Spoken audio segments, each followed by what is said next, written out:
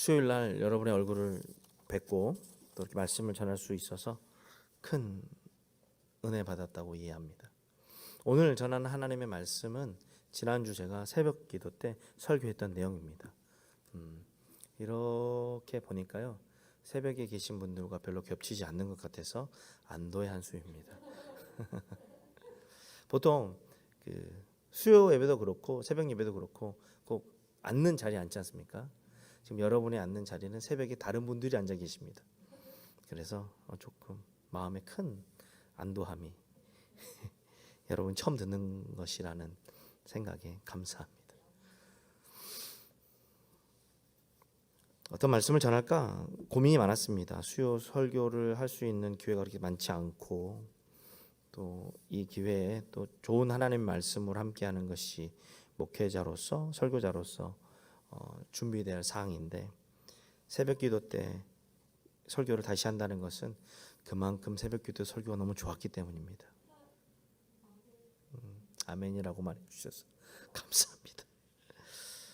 세상에 대해서는 그저 납작 엎드려 살아가는 일을 당연히 생각하면서 하나님의 말씀을 따르는 삶에 대해서는 저항감을 갖는 마음의 태도를 사울을 통해 이스라엘을 통해 볼 수 있었으면 좋겠습니다. 사울과 이스라엘은 블레셋에 대해서 한없이 부드럽습니다. 그 증거가 바로 있습니다. 블레셋 사람들이 만들지 말라고 칼과 창을 결코 만들지 않았습니다. 쟁기의 날이나 곡괭이나 도끼의 도끼나 낫의 날을 세우려면 블레셋 사람들에게로 내려가서 돈을 주고 처리할 정도였습니다. 이보다 부드럽고 충성스러운 모습이 또 어디 있겠습니까? 그런데 사울은 하나님의 명령에 대해서는 믿고 기다리기보다는 자기가 원하는 대로 택하는 모습을 보여줍니다. 그게 우리가 지금 사무엘상을 생명의 삶을 통해서 묵상하는 과정 중에 명확하게 드러나는 부분입니다. 분명히 기다리라는 명령을 받았음에도 불구하고 사울은 사람들이 두려워한다라는 이유 때문에 기다리지 못하고 자기 스스로 번제를 드렸습니다.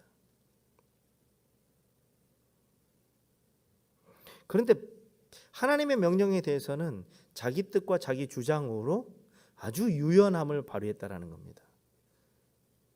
이건 어쩔 수 없어. 이렇게 하는 것은 그럴 수밖에 없는 형편이야 라고 하면서 하나님의 명령을 어겼습니다. 그런데요, 한 나라에서 분명히 필요한 칼과 창을 대비하는 일에는 블레셋이 허용하지 않았어 라고 말을 하니까 어떻게 합니까?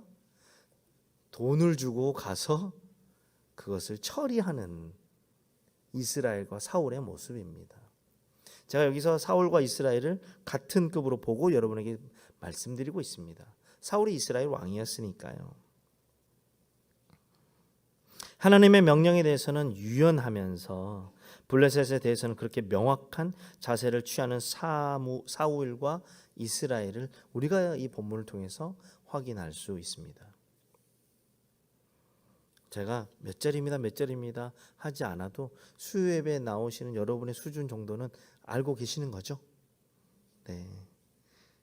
이세호 목사가 왜 이렇게 몇 절인지 표시 안 해주지? 그런 생각은 안 하셨으면 좋겠습니다. 웃으라고 했는데 결코 웃지 않으시고 경직된 여러분의 모습.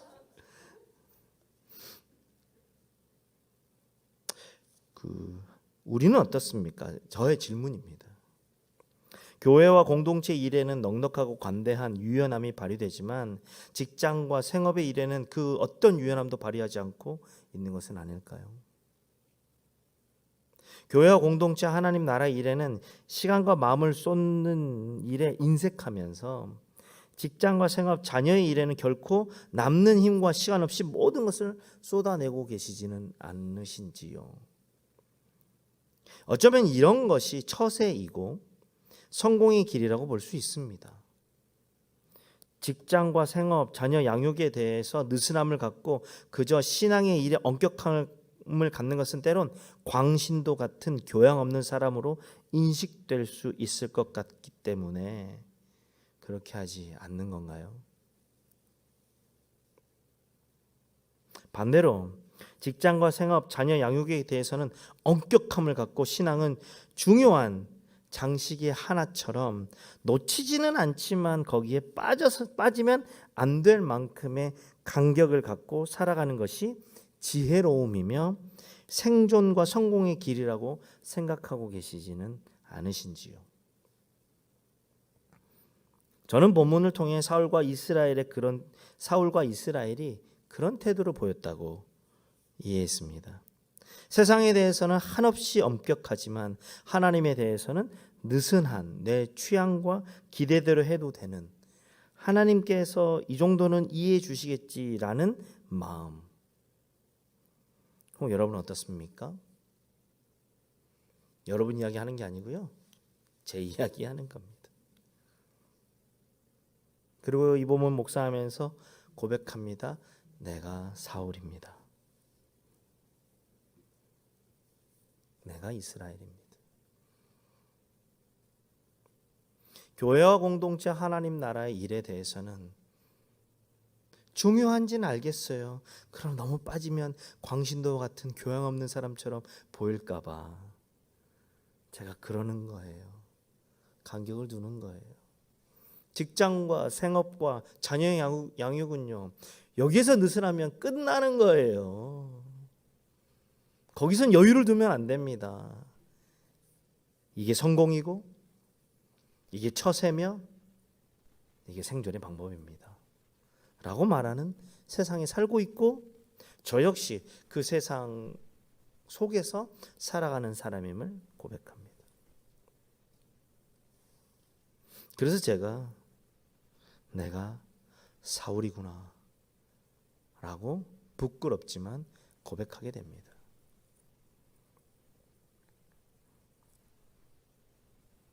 아무렇지도 않게 사울처럼 살 때가 많습니다. 교회와 공동체와 하나님 나라와 복음의 일은 적당한 유연함, 하나님께서 너그럽게 이해해 주시겠지라는 마음으로 거리를 두고 간격을 만들고 결코 깊이 빠져 있지 않습니다. 그리고 유연함을 발휘합니다. 직장과 생업과 특별히 자녀 양육의 일에 있어서는요, 그렇게 해서는요 큰일 납니다. 우리 자녀가 뒤처지면 안 됩니다. 생업에 달린 문제입니다. 그리고 굉장히 엄격합니다. 저는 이스라엘과 사울이 그랬다라고 묵상하고 이해합니다. 그러다가 어떻게 됐습니까? 너무 잊어버린 것 같아. 이스라엘과 사울은 전쟁의 방비를 전혀 하지 않았습니다. 블레셋이 하라는 대로 했고, 사실 말도 안 되는 일 아닙니까? 똑똑하고 지혜로운 것처럼 보였습니다. 평화의 때는요. 그렇지 않습니까? 하지만 결국 사울과 이스라엘이 품은 이중 플레이는 위기를 맞이했습니다. 하나님을 거역하고 세상을 향해 납작 엎드리는 삶이 만나는 위기는 참으로 어처구니가 없습니다. 손에 칼이나 창이 있는 병사가 하나도 없는 상황, 왕과 왕자만 칼과 창을 갖고 있는 현실, 누가 이럴 줄 알았겠습니까? 이중 플레이의 전형은 아니겠지만 어떤 하나의 모델로서 이해하기를 원합니다. 그럴 수 있다라는 겁니다. 세상을 향하여서 명확하고 엄격함을 갖고 하나님에 대해서 느슨함을 가진 사람이 반드시 이렇게 됩니다라고 설교하지 않습니다. 하나님의 말씀은 우리에게 한 모델을 보여줍니다. 세상에 대해서 그렇게 납작 엎드리고 하나님에 대해서는 그렇게 여유로우며 간격을 두고 있던 인생이 어떻게 되는지 하나의 모델을 우리에게 보여준다고 이해합니다. 이런 삶을 맞이한 사울과 이스라엘이 과연 지혜로웠던 것일까요? 하나님을 액세서리로 아는 삶, 그렇다고 완전히 버리지는 않았어요. 이중 플레이는 결국 위기를 자초했습니다. 세상이 나를 지켜줄 것이다. 블레셋이 그렇게 뒤통수를 칠 줄이야.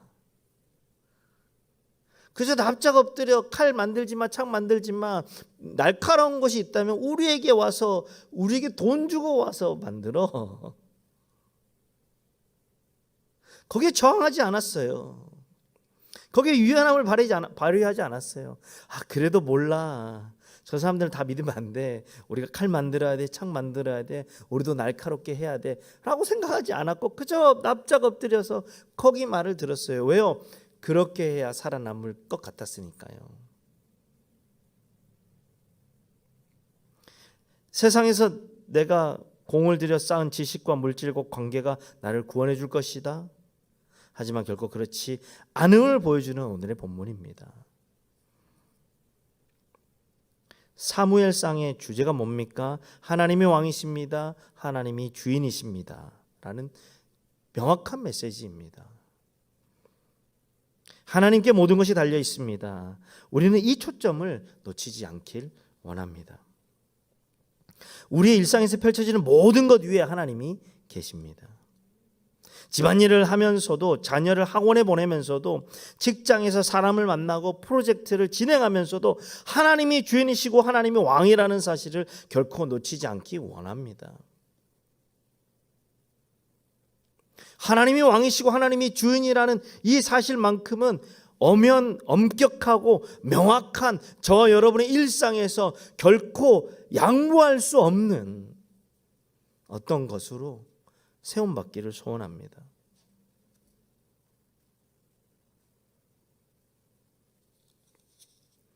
그 위기를 만난 이스라엘은 어떻게 되었습니까?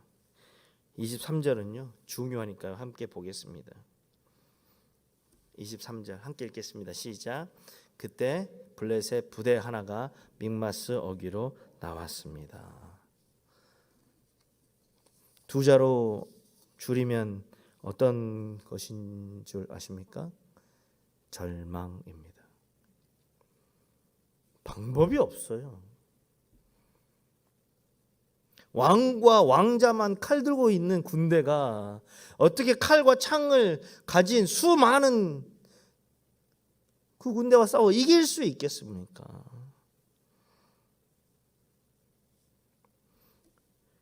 13장의 끝은 바로 절망이에요. 그런데 절망의 원인을 누가 만들었습니까? 사울이 만들었고 이스라엘이 만들었어요.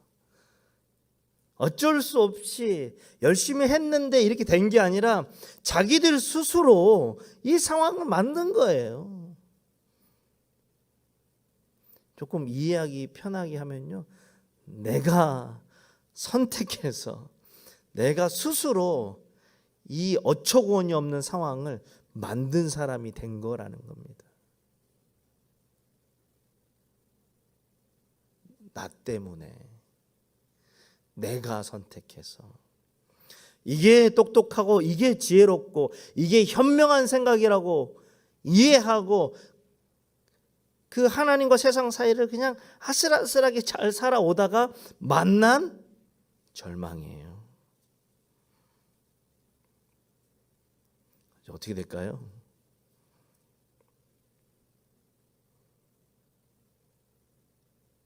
저는 말씀을 전하면서 이런 믿음이 있습니다. 내가 하나님의 말씀을 전할 때 사람들이 가진 질병이 떠나갈지어다. 내가 하나님의 말씀을 전할 때 공고하고 답답한 영혼에 하나님의 바람이 불지어다. 왜요? 하나님은 살아계시기 때문에요. 내가 잘못해서 이런 절망을 만날 수 있습니다. 내가 잘해보려고 애썼는데 지혜가 부족하든, 아니 신앙이 부족하든, 믿음이 부족하든, 내가 자초하여서 절망의 순간을 맞이할 수 있습니다. 저는 이 본문을 통해서 그것을 보기를 원합니다.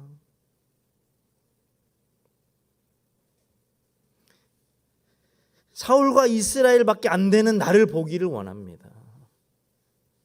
세상에 대해서는 한없이 명확하며 하나님에 대해서는 한없이 희미한, 참 못난 나도 보고 그런 선택을 지혜롭다고 생각하며 걸어가다가 뒤통수 맞아 절망이라는 벽 앞에 딱 멈추어 서 있는 나도 보기를 원합니다.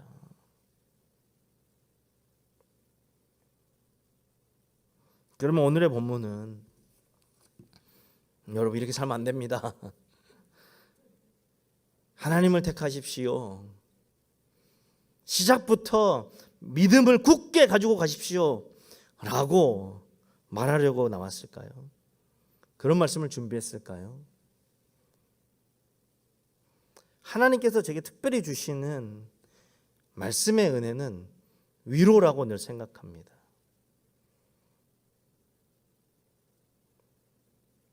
그 시작을 제거하면 너무 좋겠습니다. 세상이 아닌 믿음을 당당하게 택하고 그 믿음 위에서 넉넉하고 풍성하게 살 수 있는 인생이면 너무 좋겠습니다. 평상시 늘 기도하고 늘 하나님의 말씀을 가까이에서 어떤 고난과 어려움도 나를 다 피해가는 그런 인생이면 좋겠습니다. 근데 그게 잘 안 돼요.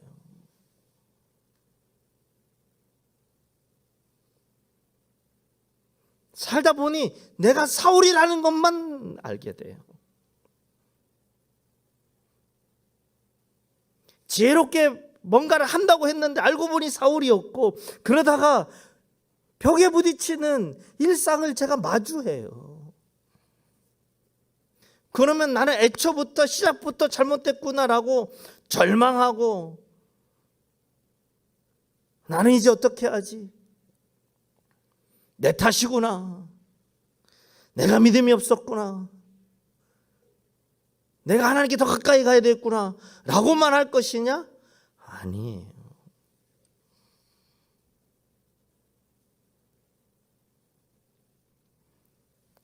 인생은 13장 23절에서 끝나지 않습니다. 14장 1절이 있습니다.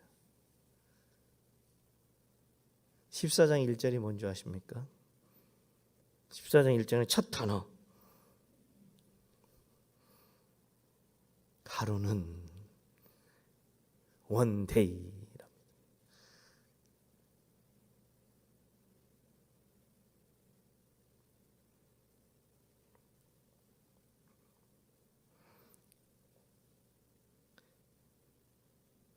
저 여러분의 일상은 13장 23절의 절망을 경험한 사람들입니다.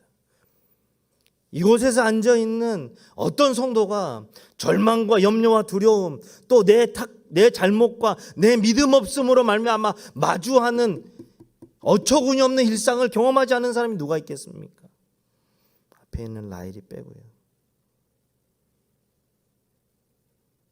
우리는 13장 23절 같은 내가 자초하여 만난 어처구니 없는 일상을 경험했던 사람들입니다. 그리고요, 그 어처구니 없는 일상, 말도 안 되는 내 실수와 내 부족함으로 절망을 경험한 일상을 그것으로 끝나지 않고 하나님의 역전하심, 하나님의 새롭게 하심을 경험하여 이 자리까지 앉아 있는 것 아닙니까?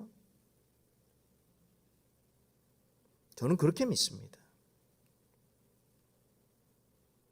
우리 일상의 절망은 내가 잘못하여, 내가 문제가 많아, 내가 믿음이 약해, 내가 더욱더 하나님께 붙들리지 못해서 경험하고 마주하는 절망 앞에서도 결코 그 절망으로 끝나지 않는다는 사실을 하나님이 말씀해 주십니다.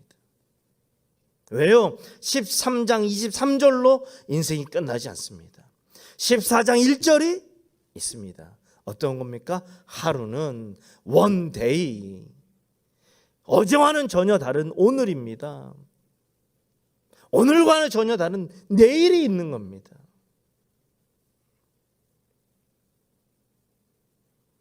내일은, 하루는 원데이가 또 시작됩니다. 하나님이 함께 하시는 하나님의 사람이 등장하고 위기 속에서 펼쳐지는 하나님의 이야기가 시작되고 움직입니다. 나의 위기가 나의 끝이 하나님이 시작이 될 수 있음을 기억하고 기대하기를 소원합니다. 성경을 이렇게 보는 것은 어떤지 모르겠는데요, 14장은요 하루는으로 시작해서요, 이 전쟁의 끝이 어떻게 되느냐. 14장 23절, 그날 여호와께서는 이스라엘을 구해내셨고로 끝납니다. 재밌어요. 저는 이런 게 13장 23절이 내 인생이 끝날 것 같고 내가 잘못했으니 절망을 마주하는 건 어쩔 수 없어 라고 말하는 인생일 수 있으나 14장 1절로 시작하여서 14장 23절에는 뭐라고 나온다고요? 여호와께서는 이스라엘을 구해내셨고로 끝납니다. 또 다른 23장 3절이 있어요. 블레셋이 찾아와 나를 다 잡아먹고 곧 죽을 것 같고 내가 잘못돼서 내가 자초한 일이야 라고 생각하는 그 순간에도, 그 상황에서도 제가 오늘 본문의 제목 이렇게 정했습니다. 하나님이 오십니다. 하나님이 오십니다. 지금 우리의 일상이 13장 23절의 절망, 혹 이곳에 앉아 계신 분들 중에 나는 요즘에 너무 행복하고 잘 지내고 있어요 라고 생각하시는 분들은요, 그냥 오늘은 다른 사람을 위한 말씀인가 보다 라고 생각하시고, 나는 왜 이렇게 잘 안 될까?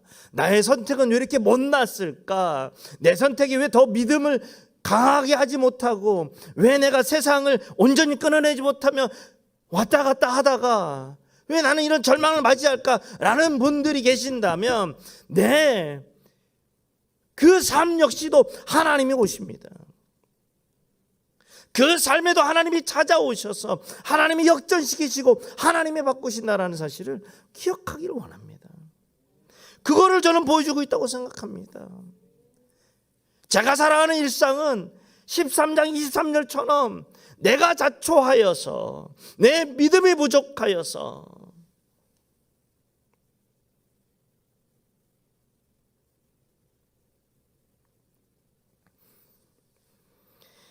가끔 어려움과 곤고함을 만날 때 이런 조언을 받습니다. 더 기도해. 더 주님께 매달려. 라는 조언을 받습니다. 그때마다 경험되는 것은 더 큰 절망입니다. 내가 기도하지 않아서 그렇구나. 내가 믿음이 부족해서 그렇구나.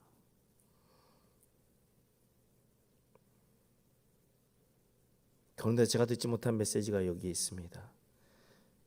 하나님이 오셔. 네가 자초한 일이지만, 네가 부족한 믿음으로 만든 사건이지만, 네가 하나님 붙들지 않아서 맞이한 결과이지만 하나님 외면하지 않고 하나님이 오셔.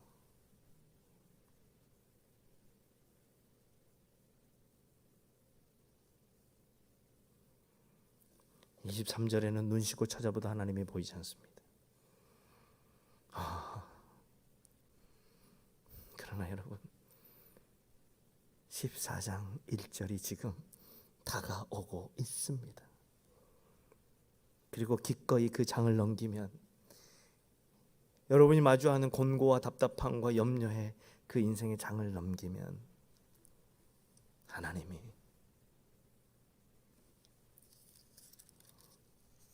구해내셨다.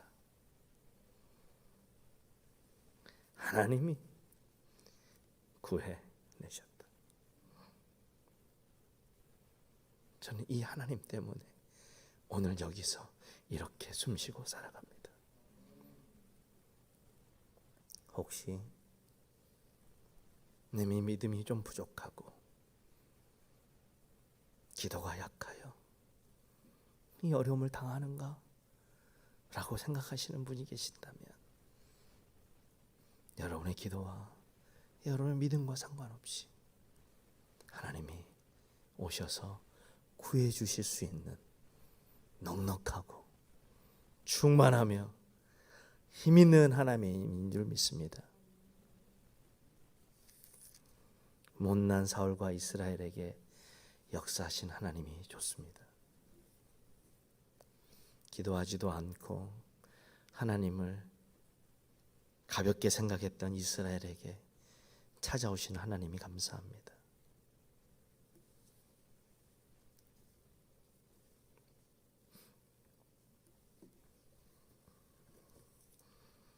누가복음 2장 25절에 이런 말씀이 있습니다. 당시 예루살렘에는 시므온이라는 사람이 있었습니다.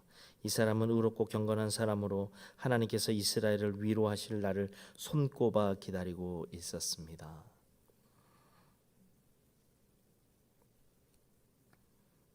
그 다음 구절이 있는데요. 읽어드릴게요. 그리고 성령께서 시므온에게 머물러 계셨습니다.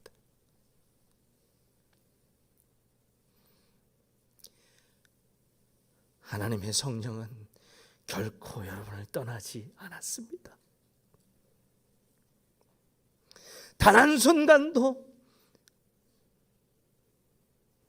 단 한순간도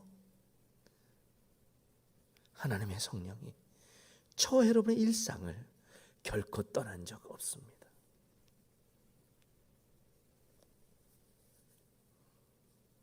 그러니 하나님이 오심을 저 여러분이 알았으면 좋겠습니다.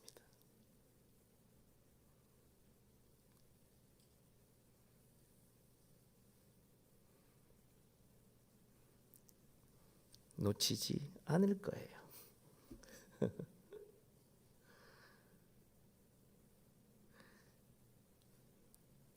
성령을 놓치지 마십시오. 성령께서 단 한순간도 우리의 숨소리와 함께 하신 줄 믿습니다. 우리의 호흡과 함께 하는 줄 믿습니다. 오늘 어떤 분이 수협에 나오실지는 모르나 그렇게 기도했습니다. 하나님 위로해 주세요. 믿음이 부족하고 기도가 약하며 뭔가 하나님 것을 택하고는 싶은 마음은 있으나 일상의 곤고함이 하나님을 잘 택하지 못하게 하는 성도가 오늘 수요 예배를 찾았다면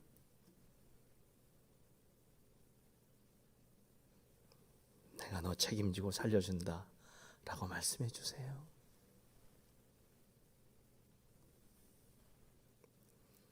우리는 잘해내면 좋습니다. 기도도 많이 하고 늘 주님 말씀에 붙들려 살고 늘 하나님 좋은 것을 택하는 삶을 잘 살아내면 덜 나위 없이 좋습니다. 그러나 참 부족함이 많아 여러 가지로 못난 모습이 보이걸랑 너무 절망하지 마세요. 하나님의 성령께서 단 한순간도 떠나지 않으십니다. 내가 몰라서 그렇지.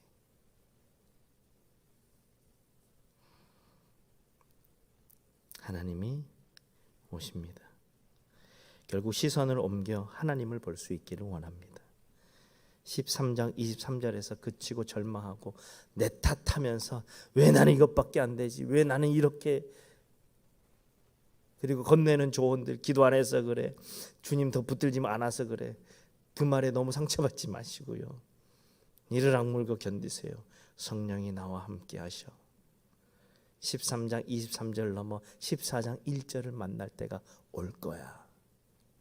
시므온은 하나님의 위로를 기다리다가 마침내 예수 그리스도를 만났습니다. 성령께서 함께 계셔서 깨닫게 해주신 겁니다. 하나님의 말씀은 우리의 거울이며 지시등이라고 이해합니다. 우리의 현재를 보게 하며 우리가 앞으로 나아갈 바를 알려줍니다. 오늘의 말씀이 저와 여러분에게 새로운 시선에 대한 기대를 주는 줄 믿습니다. 하나님이 오십니다. 14장 1절은 완전 반전이거든요.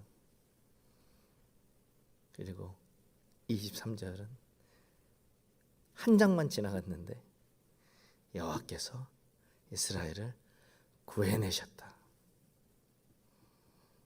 설교 준비하다가 보니까 눈에 쏙 들어온 거예요. 재밌더라고요. 13장 23절의 절망이 14장 23절 한 장 만에 확 바뀌었습니다. 저와 여러분의 일상도 하나님이 확 바꾸실 줄 믿어 의심치 않습니다. 화이팅! 힘을 내세요. 괜찮습니다. 하나님 우리 버리지 않고요.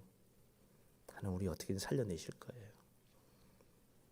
부족함이 있는 인생일지라도 하나님께서 결코 외면하지 않는다고 저는 믿습니다. 하나님은요 우리가 잘하기를 바라실 거예요. 더 깊어지고 더 풍성해지며 더 아름답게 변할 것을 기대하실 거예요. 지금 비록 부족함이 있고 약함이 있을지라도 하나님이 괜찮아. 넌 내 딸이야. 넌 내 아들이야. 잘할 거잖아. 기대하고 계신 줄 믿습니다.